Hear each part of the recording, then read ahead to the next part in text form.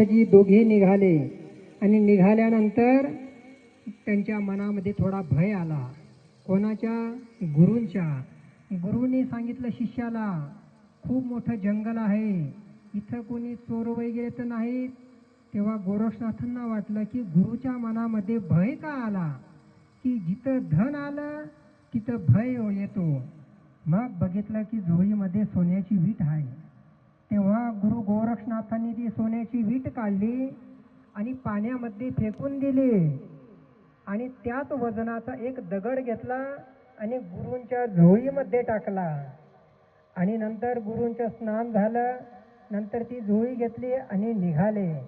निघाल्यानंतर एक वटवृक्षाखाली बसले आणि मग शिष्याला सांगितलं, शिष्या, आता माझी एक इच्छा आहे.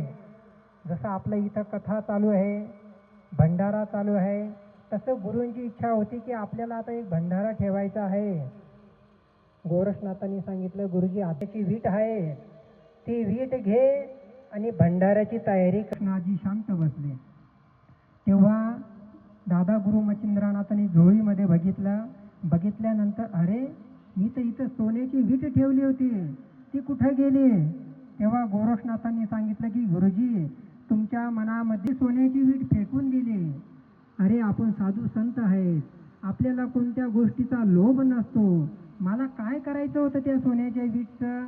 मला असा भंडारा करायचा होता. तेव्हा शिष्य म्हणाले, गुरुजी तुम्ही आज्ञा करा. नाथांकडे काय असतो? तो हा असतो भस्म. गुरूंची आज्ञा घेतली आणि भस्म एका डोंगरावरती फेकला आणि सोन्याचा डोंगर बनवला.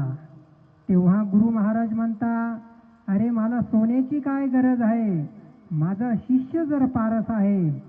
ही असते गुरुजींची परीक्षा आणि परीक्षामध्ये आपल्याला उत्तीर्ण व्हायचं आहे आणि आपल्याला हा 7 दिवसाचा यज्ञ चालू आहे.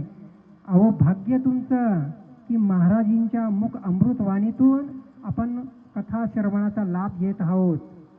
आणि असा योग पुन्हा आपल्याला वेळ मिळत नाही, कारण की आपला व्यवसाय, व्यापार, बिझनेस याच्यामध्ये आपलं आयुष्य जात असतं.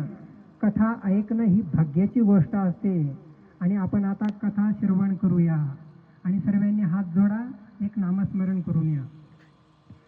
गुरु ब्रह्मा गुरु विष्णू गुरुदेव महेश्वरा, गुरु साक्षात परब्रह्मा तस्मै श्री गुरुवे नमः. ओम चैतन्य गोरक्षनाथाय नमः.